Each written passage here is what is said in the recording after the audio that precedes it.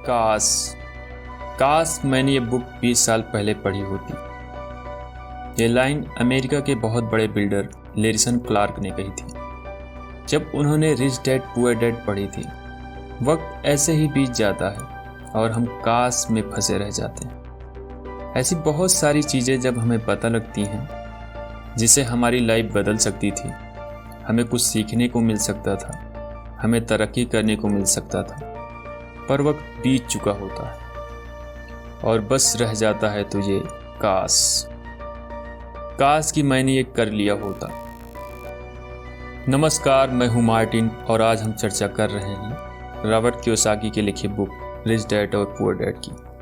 इस किताब में कियोसाकी ने अपने दो पिताओं का रेफरेंस लिया है, एक जो रिच डैड थे जिनके पास बहुत पैसा था, दूसरे पुअर डैड थे। रॉबर्ट कियोसाकी अपने दोनों पिताओं को, दोनों डैड्स को बराबर का सम्मान देते थे और उनके जो पिता थे वो भी उन्हें उतना ही प्यार करते थे।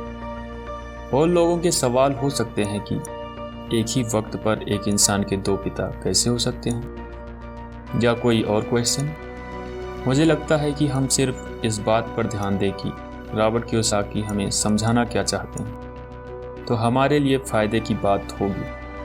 हो सकता है कि उन्होंने ऐसा मान लिया हो सकता है कि उन्होंने अपने मन को रिच डैड और अपने दिमाग को पुअर डैड माना हो, या ये भी हो सकता है कि एक डैड उनके रहे हों और दूसरे उनके दोस्त के। कुछ भी हो सकता है। इम्पॉर्टेंट ये नहीं है कि जो डैड का रेफरेंस लिया है उन्होंने, ये कहानी है या काल्पनिक है।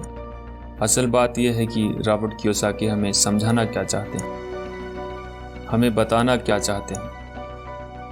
चलिए मान लेते हैं कि रॉबर्ट कियोसाकी के दो पिता थे, एक बहुत अमीर और एक बहुत गरीब थे।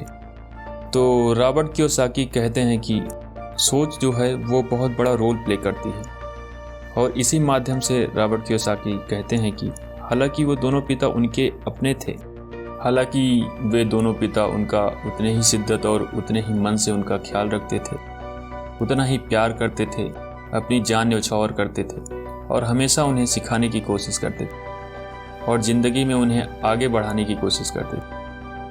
पर ऐसा क्यों था? उनके एक पिता अमीर थे और एक पिता गरीब। सारा खेल सोच का है, सारा खेल नज़रिए का है। नज़रिया ही इंसान को तरक्की दिला सकता है और नज़रिया ही इंसान की नाव डुबा सकता है।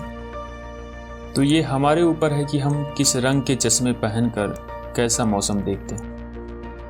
किसी शायर ने क्या खूब कहा है कि जैसा दर्द हो वैसा मंजर होता है, अरे मौसम तो इंसान के अंदर होता है। और उसी अंदर के मौसम को बनाए रखने और अपने आप को पॉजिटिव रखते हुए, अपना नज़रिया सकारात्मक रखते हुए अगर हम आगे सोचें तो कुछ अच्छा तो होगा ही। बातें और भी हैं, सुनते रहिए। और वीडियो अच्छी लगी हो तो प्लीज़ लाइक करें, शेयर करें और सब्सक्राइब करें। Thank you.